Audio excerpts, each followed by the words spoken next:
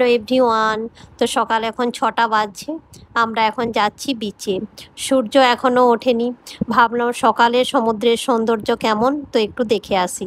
ভাই রিয়ান আর শুভ আগিয়ে চলে গেছে, আমি আর বোন যাচ্ছি। মা রিশু আসেনি, মা রিশু ঘুমোচ্ছে।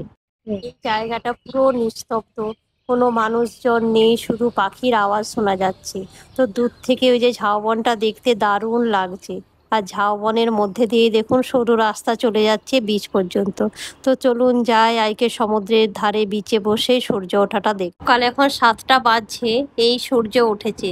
আর দেখুন বালির মধ্যে সূর্যের আলোটা পড়েছে, চারপাশটা একদম ইয়েলো হয়ে আছে। তো অসাধারণ লাগছে এখান থেকে দেখতে।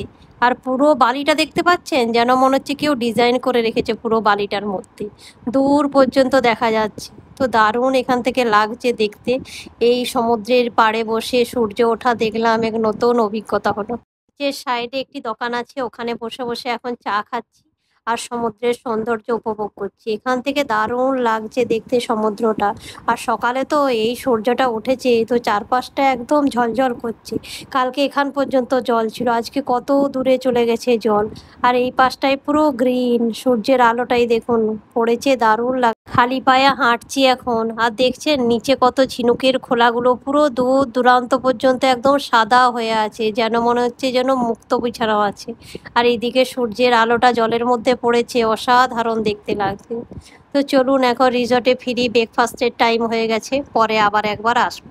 থেকে ফিরে রিসর্টে এসে সবাই মিলে এখন ব্রেকফাস্ট করতে বসেছি। ব্রেকফাস্টে আছে পরোটা, ঘুগনি, ডিম সেদ্ধ আর একটা করে গোলাপ জামুন। তো সবাই মিলে ব্রেকফাস্ট করে নিই। তারপরে রিয়ান জেদ করছে আরেকবার সমুদ্রে স্নান করবে, ওর জন্য একটা নেওয়া হয়েছে ব্রেড অমলেট। তো রিশু এখন ব্রেড অমলেট খাচ্ছে। তো ভিডিওটা এই পর্যন্তই। ভিডিওটা যদি ভালো লাগে চ্যানেলটাকে সাবস্ক্রাইব করবেন, লাইক করবেন, শেয়ার করবেন। আর ভিডিওটা কেমন লেগেছে অবশ্যই কমেন্টে আমাকে জানাবেন।